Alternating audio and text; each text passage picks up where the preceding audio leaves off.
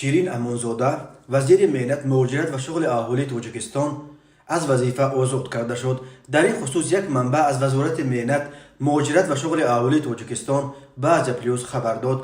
معلوم نیست که شیرین امونزاده به وظیفه دیگر تعیین شده است یا نه و همچنین معلوم نیست که به کرسی وزیر مهنت که نشسته است.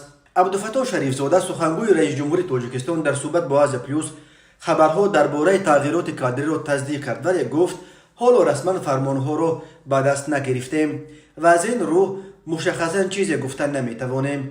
او ابراز داشت که بعد ظهور امروز فرمانها در خصوص تغییرات کادری را دست رست و در سامانه رسمی پرزیدنت انتشار می نمایند. انتظار می رود که در برابر شیرین امونزاده همچنین چند منصبدار دیگر نیز از وظیفه آزاد و چند دیگر به وظیفه های نو تعیین شدند.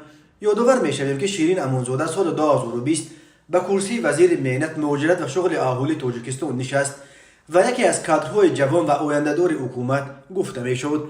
او قبلا در وظیفه رئیس کمیته رشد سیاسی نزد حکومت تاجیکستان کار کرده در کرسی وزیر گلرو جبارزاده را عوض نمود. در خصوص تغییرات کادری تفصیلات بیشتر نشر خواهد شد.